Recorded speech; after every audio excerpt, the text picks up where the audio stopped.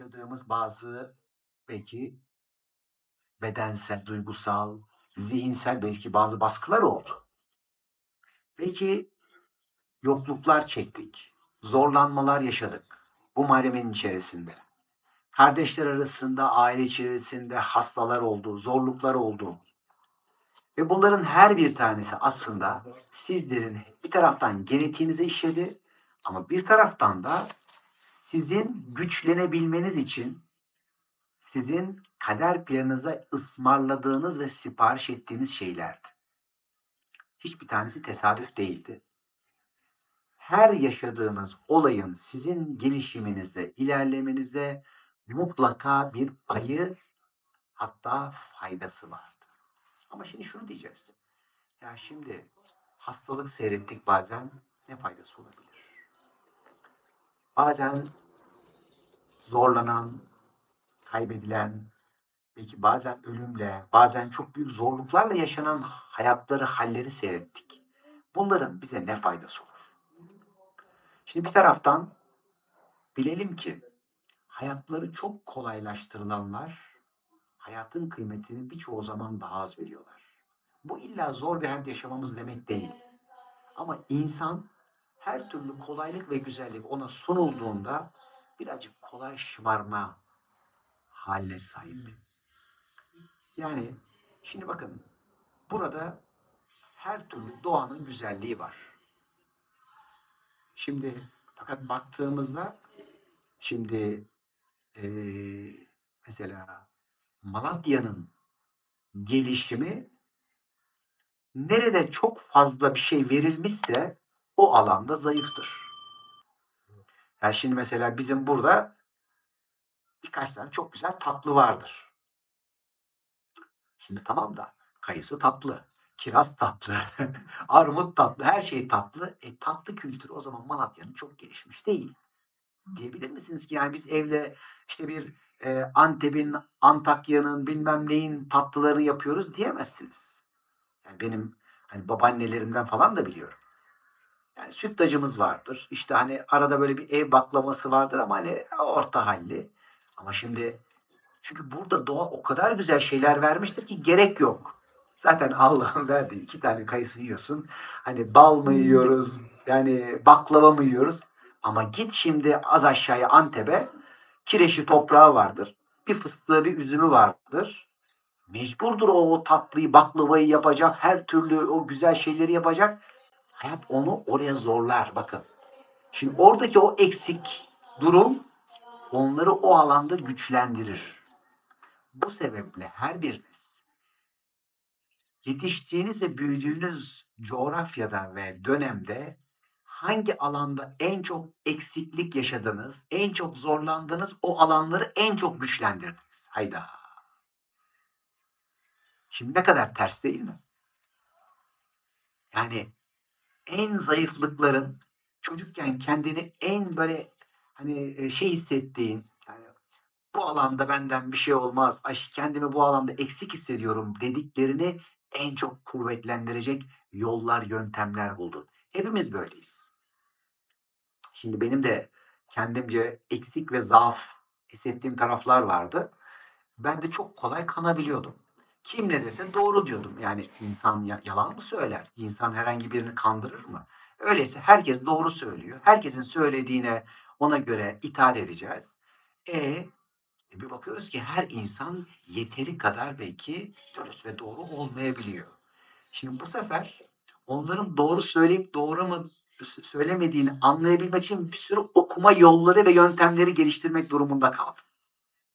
Ve o kadar zayıf ve aciz hissettiğim alanda bir baktım ki bayağı ilerledim. Yani bugün birçok kişiden daha fazla okuma belki yapabilip ve artık hayatın matematiğini, olayların sistemini, kaderin kodlamalarını anlatır duruma geldim. Benim bu zayıf tarafım, yani o insanları tanıyamama ve okuyamama tarafım beni okuyucu hale getirdi. Şimdi diyebilir miyim? Ah o gün daha güçlü olsaydım da daha bilmem ne yapsaydım ki tabii bu sebepten dolayı geçmişte bir sürü dolandırılmalar, bir sürü insanlara hani para kaybettirmeler bilmem ne bir sürü haller durumlar yaşandı. Ama iyi ki olmuş, büyük kazançlarıyla karşılaştırdığımda şükrediyorum. Öyleyse hepiniz yaşadığınız zorluk gibi görünen ve sizi o gün için eksik bıraktığınızı zannettiğiniz şeyler zaman içinde bugün sizin güçleriniz oldu. Hatta sizi güçlendirmek üzere belki daha bugün bile bir sürü şeyler sipariş ediyorsunuz. Çocukluğumda böyle dövüş sanatları vesaire böyle bunlarla ilgili çalışmalar yapıyordum. Ve bu çalışmaları yaparken şöyle bir şey öğrenmiştim. Bir baktım. Eee Uzak Doğu mesela Shaolin rahipleri olsun, tapınaklarında olsun. Çocuklar diyelim ki kiremit falan kırdırıyorlar. Belli sopalarla bir şeyler kırdırıyorlar. Ve onları yaparken çocukların elleri kırılıyor. Ne kadar vahşi dedik. Yani bunlar böyle çocuklara böyle zulmediyorlar, bilmem ne yapıyorlar. Daha ileri zamanda onları okuduğumda şunu öğren. Her kırılan, her incinen daha güçlü kemik dokusu yapıyormuş. Daha sonra işin tıbbi tarafında öğrendiğimde vücut oraya daha fazla kireç yığıyor. Madem diyor burada bir zayıflık var, burada bir kırılma var, ben o zaman orayı daha sert, daha güçlü ve daha sağlam yaparım. Şimdi bu Allah'ın matematiğinin işte her yerde bir şekilde de tezahürü. Zayıf zannettiğiniz yeriniz onun için en çok güçlendi. Ama bugün belki aile içinde ya da birçok alanda kendinizi çok güçlü zannettiğiniz yerlerden de çok gol yediniz. Bu alanda çok iyiyim. Hatta benim midem çok sağlam, taş gibidir. Mideler gitti. Benim karaciğerim çok iyidir. Ne yersem, ne içersem bir şey olmaz. O güçlü zannettiğiniz yerler bu sefer zarar görürken hassas ve zayıf olarak gördükleriniz yerlere itina ettiniz, daha güçlendirdiniz ve çok daha iyi duruma getirdiniz. Bu insanın doğası. Hepimizde bu var. Bu taraftan şimdi biz bir bilgi, bir hani enerjiyi sağarak hayata bir daha baktığımızda şunu görürüz. Öyleyse her birimiz yaşadığımız eksiklik, rahatsızlık, hastalık zannettiğimiz şeylere ve durumlara şükredebilir ve teşekkür edebiliriz. Ya olur mu insan hiç hastalığına şükreder mi? Bir an evvel ondan kurtulmak ister. Bir an evvel onu değiştirmek ister. Oysa ki bugün bazı alanlarda sıkıntılar var. Ülkemizin de var. Şu anda diyelim ki bir ekonomik durumdan, hatta saldırı ve ekonomik savaşın içinden geçiyoruz. Çok yakın zamanlara kadar biyolojik bir savaşın içindeydik. Hala esintileri devam ediyor. Ama emin olun ki bunların her bir tanesi bir taraftan bizleri güçlendiriyor ve güçlendirecek. Ama şu da var. Hani beni öldürmeyen beni güçlendirir.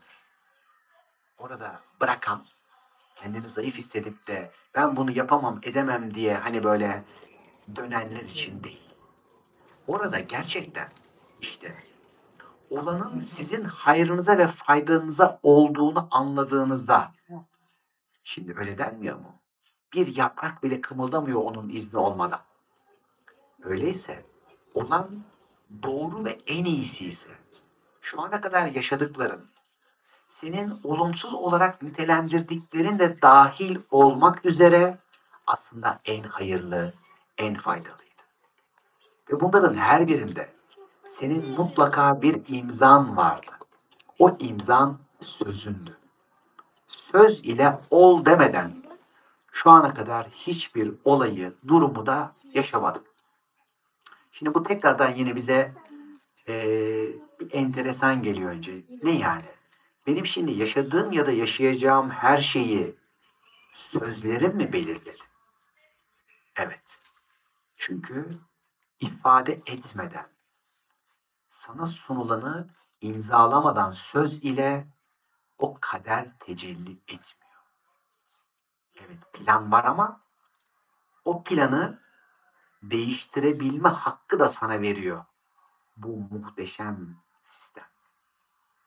Yani her birimiz aslında an be an mevcut olan sistem içerisinde yenilemeler yapabilme hakkına sahibiz. Bu bizim cüzi irademiz. Peki Madem ki biz kaderi değiştiriyoruz, dönüştürüyoruz, programı bu kadar yenileyebiliyoruz, o zaman külli iradeyi nereye koyacağız? O külli iradede, küresel zaman içerisinde zaten her şeyin olmuş bitmiş halidir ve biliniyordur. Bizim cüz'i irademizle buradaki insan olarak değiştireceğimiz ve dönüştüreceğimiz şey ise burada gördüklerimiz, okuduklarımız, anladıklarımız ölçüsünde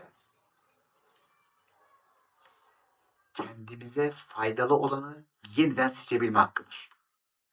Öyleyse şunu diyemeyiz. Bu kader bana dayatıldı ve dayatılmış olan bir kaderi yaşıyorum.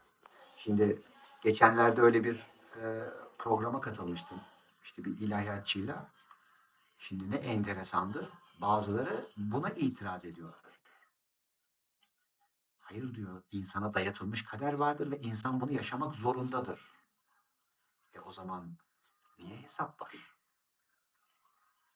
Senin iraden yoksa, senin seçme hakkın yoksa niye hesap var? İşte buradaki bu ince noktayı anlayamayan tabii zaman içinde bir sürü kişiler olmuştur. Oysa ki insan kendi hayatını, kendi kaderini, her bir durumu an be an kendi dönüşüm ya da eskide kalma hakkıyla kendisi seçiyor.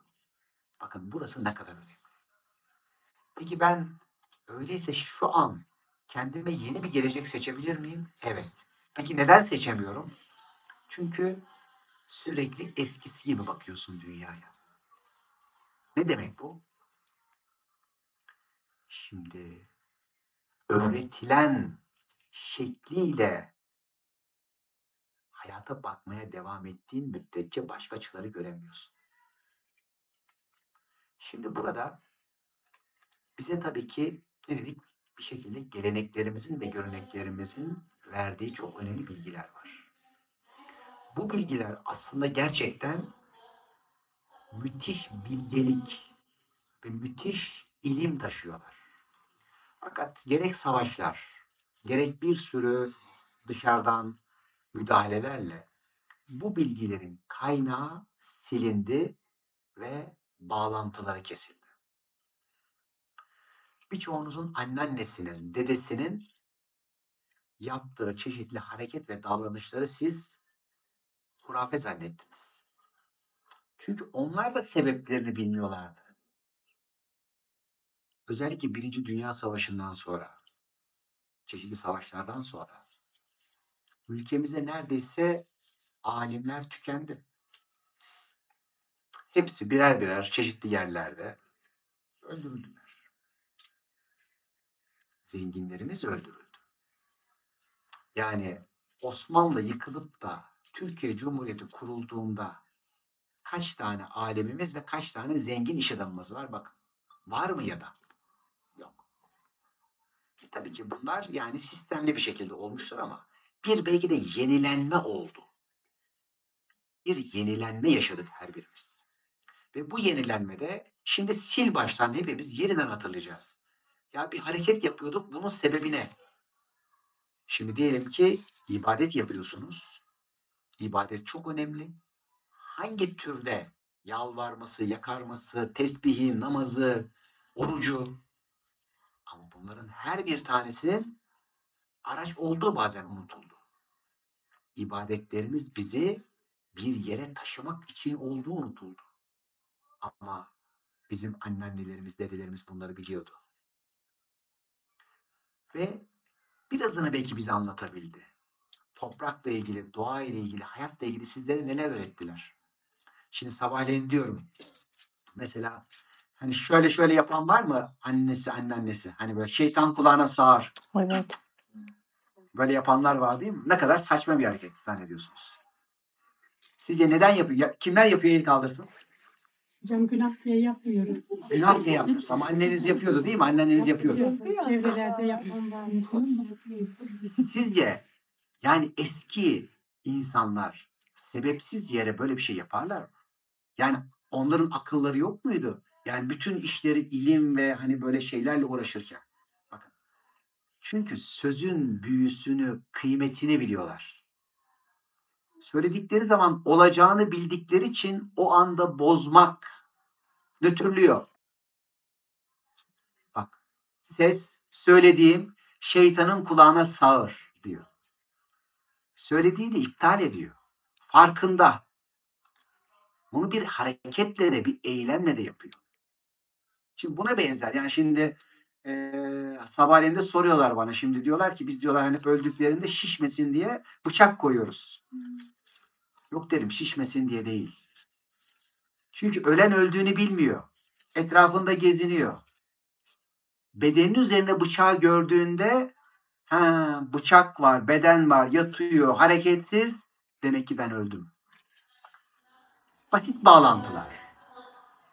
Ama zannetmeyin ki anneanneleriniz, dedeleriniz bunları bilmiyordu. Yani peki belli bir zamana bilgi aktarıldı, eylemler aktarıldı ama işin sebep ve matematiği kapatıldı. Bunlar size ulaşmadı. Burada onun için bilerek yapmak önemli. Ezbere tabii ki demiyorum. Ama her birinin bilgisi var. YouTube videolarımız var. Neredeyse 400 tane, bugün baktım 1000 tane şeyimiz olmuş. Instagram'ımız olmuş. Ve daha anlatan, aktaran bir sürü bu konuda değerli kişiler var ki siz istediğinizde bilgiye ulaşabilirsiniz. Ama bilgi o kadar çoğalınca bu sefer o kadar yok oldu. Sanki hiçbir bilgi yokmuş gibi. Çünkü o kadar bu sefer çöpler de araya koydu ki tabii ki ayıklayacaksınız. Kendinize faydalı olanı oradan çekip çıkaracaksınız. Ama şu var. Geleneğimizi ve göreneğimizi, oradaki bilgileri almak çok doğru, çok güzel. Ama o bilginin üzerine şimdi ne koyalım? Ve şimdi bu hayatın içerisinde biz bunu nasıl uygulayalım? Şimdi dedik ya, özellikle bizim Malatya muhafazakar bir memlekettir. Yani geleneğini, göreneğini. Yani ben mesela Malatya'yı Trabzon ve Rize'ye çok benzetirim. Aynı benzer, hatta orada da durumlar şeydir yani. Gelenek ve görenek vardır. Baba hakimiyeti vardır. Yani arkada anne idare eder ama baba hakimdir. Anne sessiz sedasız, yani arkada hani işleyebildiği kadar. Ama yani bir erilin şeyi vardır yani, dedelerimiz, şeylerimiz böyle olmak durumunda kalmışlar. Şimdi tabii buna ihtiyaç vardı ama bugün her birimiz hayata yeteri kadar doğru şekilde köklenebildikçe, hayatı sevebildikçe, ilahi kanunları ve nizamı öğrenebildikçe ve uygulayabildikçe dışarıdan, ailenizden olan baskılar azalır. Bakın ne kadar önemli bir formül bu.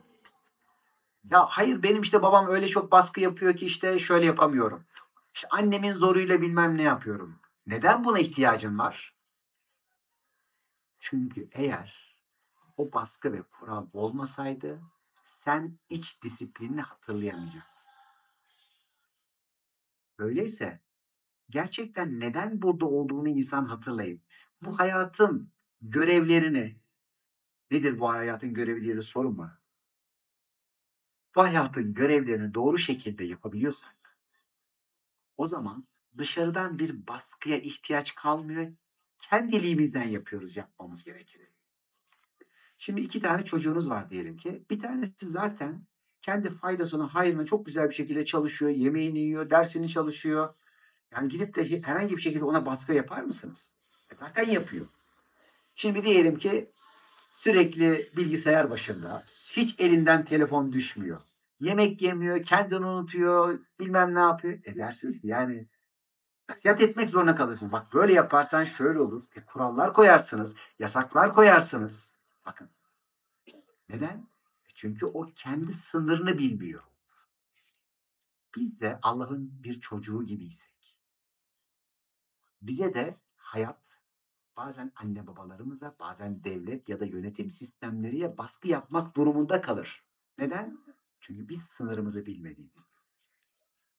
Öyleyse sınırımız nerede başlıyor ve nerede bitiyor? Nerede bizim faydamıza olanı alabiliyoruz, görebiliyoruz? Neredeyse bunu göremiyoruz. İşte anne baba nasıl ki bildiriyorsa kadersel sistemde size Bir bakıyorsunuz ki çeşitli bazen olaylarla, bazen hastalık ve rahatsızlıklarla, bazen kayıplarla, bazen sosyal durum ya da ekonomik baskılarla, durumlarla sizi bir yere bir şekilde yönlendirmeye çalışır. Der ki, senin bu baskıya ihtiyacın var. Şimdi diyelim ki bazı kişiler parasızlık çekiyor. Bazı kişiler para için çalışmak zorunda hissediyor kendini. Ama çalışmazsa aç kalacak. Çalışmazsa evine para götüremeyecek. O zaman o zoraki, mecburen bir işi yapmak durumunda kalıyor. Bugün şimdi her birinizin belki farklı alanlarda kendini mecbur hissettiği durumlar oluşmuştur şu ana kadar. Şimdi bütün bu mecburiyetler nereden kaynaklanıyor anladınız mı? Öyleyse biz harekete geçtiğimizde dürtüklenmek zorunda kalmıyoruz. Nerede tembellik edip yayılıyoruz? Hayat bizi dürtüklüyor. Nerede uyuyakalıyoruz? Hadi diyor annem okula git. Yok biraz daha uyuyacağım. Hadi biraz daha. Sarsıyor olmuyor. En son bir kova suyu getiriyor boşaltıyor. İşte bazen ülkemizde bazen dünyada da böyle şoklar yapılır. Çok yakın zamanlarda dünyada bunları seyredeceğiz. Yani maddenin ve dünyanın içerisinde uykuya dalanlar, uyku tozuyla maddenin bazen o cazibesine kananlar uyandırılacaklar. Rahat olun. Ülkemizde de olacak. Kim ki bu ülke için faydalı bir şeyler yaptı. Vatan için, millet için, insan için, insanlık için onlar kendi ödüllerini alırken kimler de yanlış yaptı, o yanlışın durumlarını nasıl aldıklarını seyredeceksiniz ve şaşıracaksınız. Kim olursa olsun. Ama faydalı ve güzel şeyler yapanları da göreceksiniz. Ama yapmayanları da seyredeceksiniz. Her bir alanda. Yani bilimde de, siyasette de, tıpta da kendi görevini doğru yapan doktoru da göreceğiz. Ama başka hesaplarla belki fayda vermeyenleri, yanlış yapanları da göreceğiz. Ve çok kısacık zaman içerisinde. İnşallah bir dahaki kitap fuarına geldiğimizde demiştiniz diyeceksiniz. Evet, böyle yani. O kadar da hızlı. Şimdi öyleyse ilahi adalet var ve bundan emin olun. Fakat biraz yavaş işliyor gibi görünür. Mesela devletin sistemi de öyle. Biraz yavaş işliyor gibi görünür ama işler. İlahi adalet de hem yeryüzünde hem de gökyüzünde tam ve eksiksiz çalışır. Ama biz kendimizden sorumluyuz. Sakın ola ki birileri de şu cezayı alsın, bununla ilgilenmeyin. Sadece onlara şahitlik edin. Bu dünyada adalet var. Bazıları da şöyle diyor. Ya işte birileri bak işte şunu yapıyor, bunu yapıyor. İşleri çok şükür iyi gidiyor. Ne güzel bak her şey olumsuz yapıyor olsa da kötü gitmiyor. Sakın ola ki öyle görmeyin. Sonuna bakın. Her şeyin sonuna bakın. Çünkü bu dünyadan giderkenki haliniz çok önemli. Diyelim ki en sonuna kadar çok iyi gittin ama ölüm sistemini beceremedin. Yani dünya ile yeryüzüyle helalleşemede gittin, bitti. Son dakikaya kadar bir sürü olumsuzluklarla gittin ama son nefesinde o bir an dahi kalbinde o birliği hissettin. Titreyerek La ilahe illallah diyebildin, işi bitirebilirsin. Ne olsa son dakikada bırakmayın. Bizlerde böyle biraz son an realitesi vardır. Ya son dakikada atarız golü gideriz demeyin sakın. O iş öyle de değil tabii ki. O da bir birikim.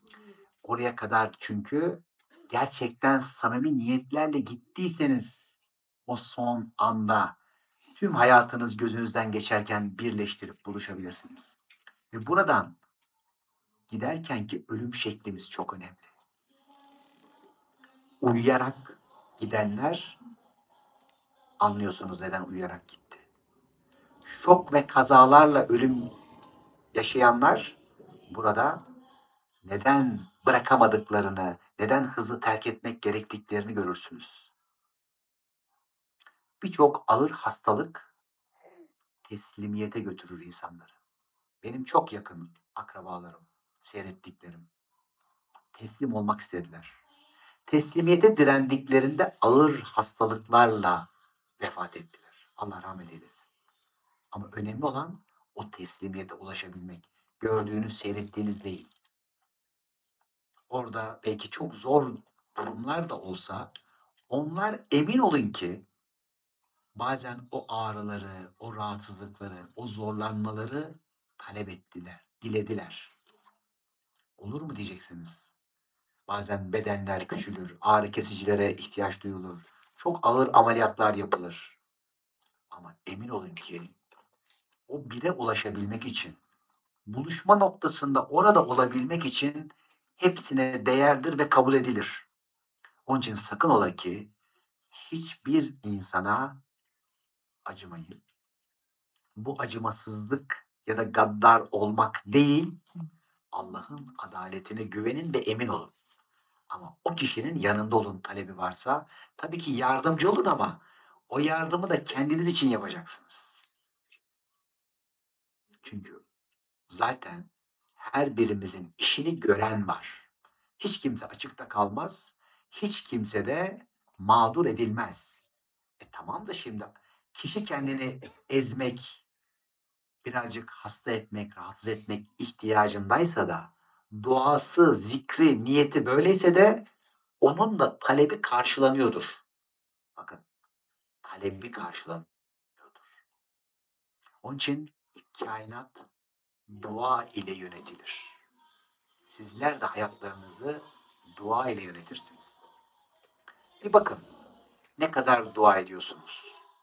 Ne kadar dillendiriyorsunuz isteğinizi, sığınma talebinizi? Zora düştüğünüzde mi? Yoksa gerçekten işler iyiyken de Allah'ı anıyor musunuz? Her gün aslında yeni bir fırsattır. Her yeni günde biz sabahleyin doğarız aslında. Bir doğumdur yani. Tekrar doğuş var mı diyorlar. Var işte. Bak sabah doğdum. Akşam da öleceğim. Sen biliyor musun akşam neredesin? 8 saat, 10 saat uyudun. Zamansız bir dünyanın içinde. Nereye gittin? Neler yaptın? Bilmiyorsunuz. Bazen 2-3 saniyesini hatırlıyorsunuz. Rüya diyorsunuz. Hatırlatılıyor. Bak günah diyorlar.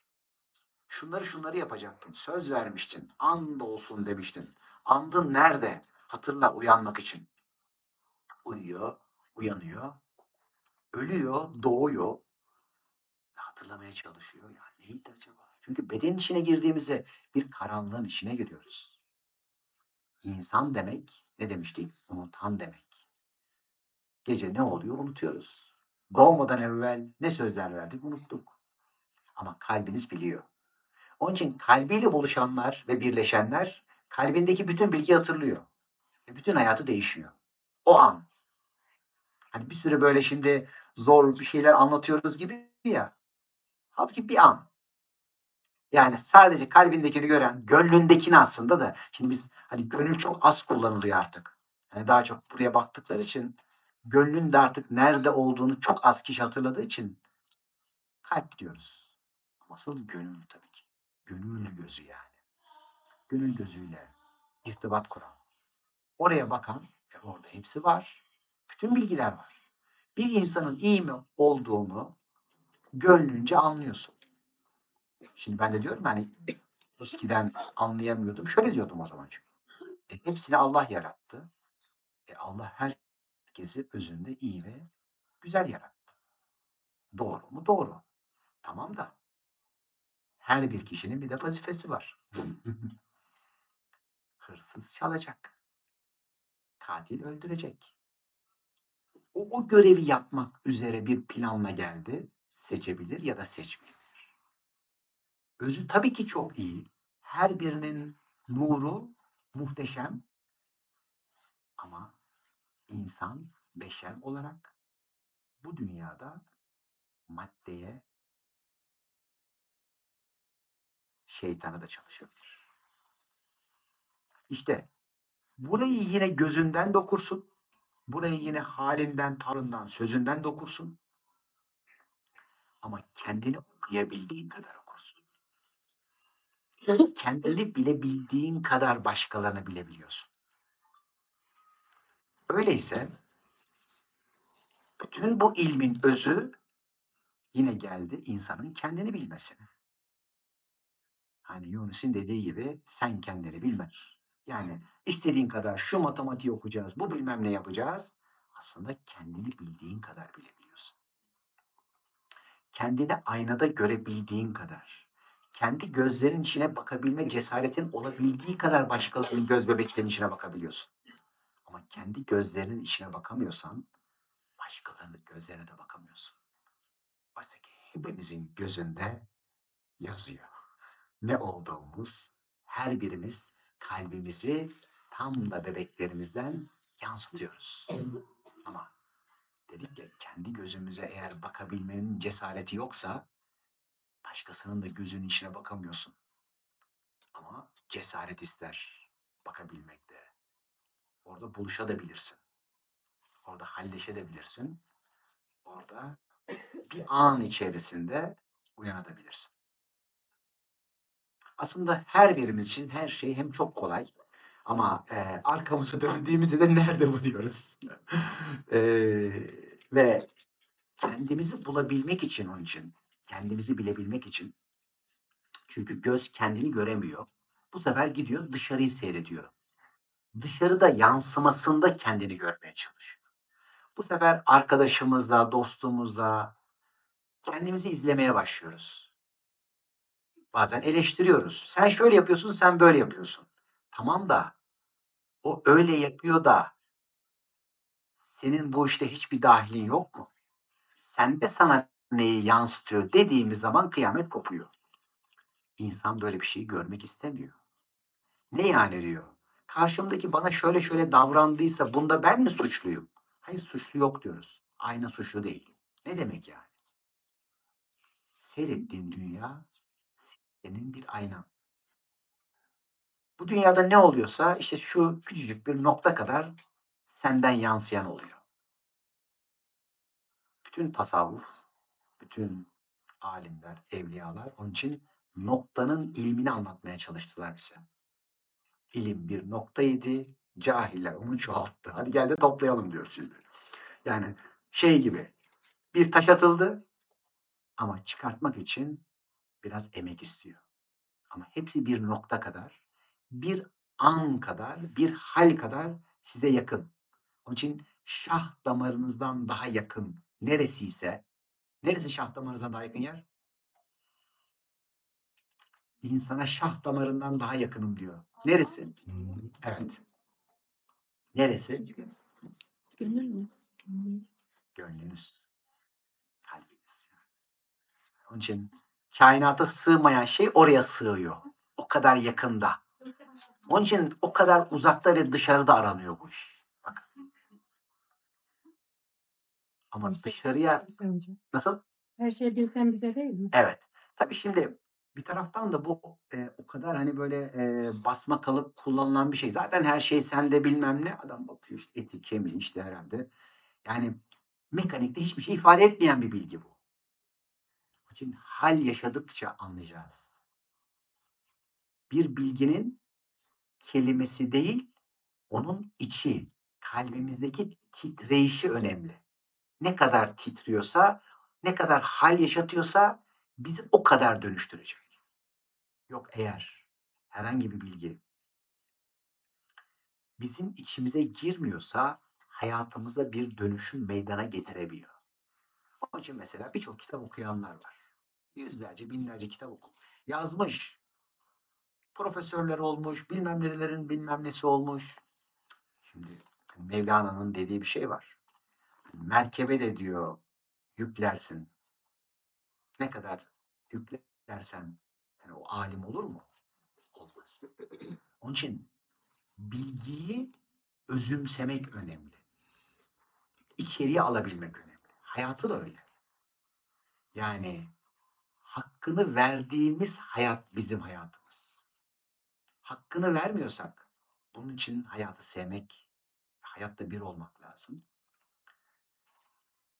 Eğer o hayatı sevebiliyorsak aslında yaratandan ötürü seviyoruz. Ve bunu yapabilmek için de sistemi, mekanizmayı okumak icap ediyor. Öteki türlü kişi itiraz ediyor. Ya tamam da hayatta şu oldu, bak işte çocuğun başına bu geldi, çok genç yaşta öldü, bak orada savaş var, burada şunlar şunu yapıyor. Tamam, buranın bir sahibi yok. Herkes elini kolunu sallayarak kafasına göre takılıyor, öyle mi? Hani senin imanın?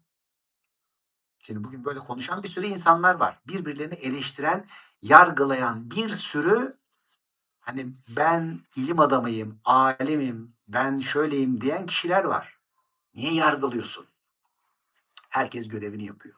Ha, adam hırsızlık yaptı. Hırsızı cezalandırmak üzere adalete teslim etmeyelim değil bu. Tabii ki görev yapılsın. Ama bir tarafın da o hırsız eğer gidip de birinden çaldıysa o kişinin bırakamadığı, veremediği zekatı vardır. Bırakamadığı vardır. Tesadüfen hırsızla o bir araya gelmez. Eğer bir şeyinizi, değil mi, zorla bıraktırılıyorsanız bırakamadığınız içindir. Yani Allah'ın adaletini her yerde onun için muhteşem görür okursunuz. Hani şurada da diye bir ay vah zamanlı senin gibi adamın başına nasıl geldi bu iş? Tam da her birinizin başına gelen sizin için en mükemmeldi. Hiç böyle itiraz olan var mı? Ya benim başıma bir şey geldi ama hiç ben bunu hak etmiyordum ve hani burada adaletsizlik var diyen bir kişi var mı? Evet, gel. Önce diyorduk. Yok. Ha, önce diyorsan tamam. Önce diyorduk da sizden sonra diyemiyoruz. Öğrendik neden olduğunu. O yüzden Ne şimdi öğrendin mesela? yani bizden kaynaklı olduğunu hani bırakamadıklarını diyorsunuz. Evet. Ha, anladık ki onu yapamadığımız için zorlandık. Ama sizi tanıdıktan sonra öğrendik ki kendimizden kaynaklıymış. Çok şükür. Çok şükür. Çok şükür. Evet. Şimdi ne kadar mutlu bu topluluk. Yani Hafif oluyor. evet, hafifliyoruz. İtirazı bırakıyoruz. Evet. Aslında kime itiraz ediliyordu biliyor musunuz? Allah. Yaradan'a itiraz ediliyordu. İtiraz bitince ne başlıyor? Kabul başlıyor. Maşallah. Oo, Malatya iş çözmüş. Kabul cennetin anahtarı arkadaşlar. Hayatınızda nerede böyle hani huzursuzluklarınız varsa, nerede böyle hani sıkıntı ettiğiniz şeyler varsa kabul edemediğiniz şeyler vardı. Şimdi bazıları da şöyle yapıyor. Şimdi yani bu her şeyi kabul etmekle polyanlacılık mı? Hayır, şuur ve idrakle. Farkındalıkla maşallah.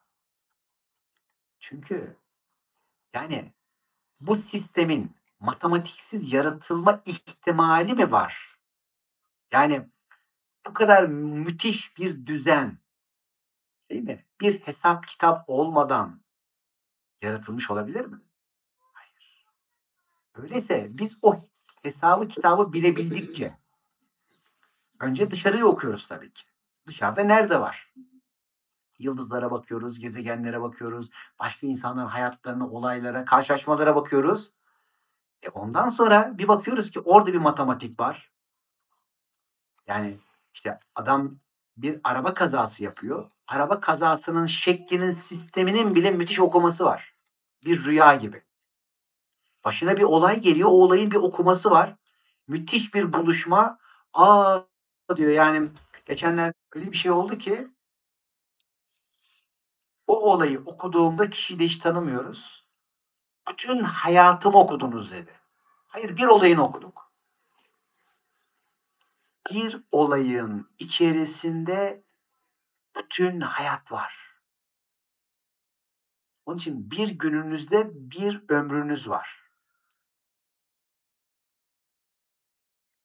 Yani Bir ömürde yaşayacağınız bütün hal, durum ve fırsatlar size her gün sunuluyor. Daha ötesi de var ama oraya biraz daha içeri girmek gerekiyor. Bir anımızda bütün ömrümüz var. Fırsat isteyen küçük fırsatları göremiyor, büyüğü Evet. bekliyor. Ve bir anınızda 72.000 alemin içindeki hayatınızın da bilgisi ve sırrı da var.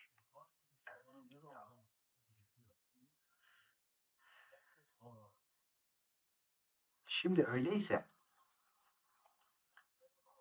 her birimiz her anı fırsata çevirebilir.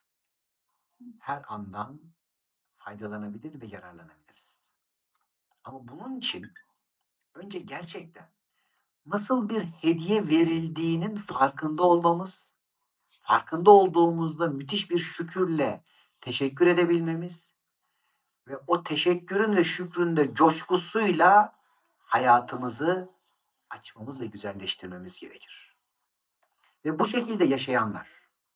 Şimdi bakar mı?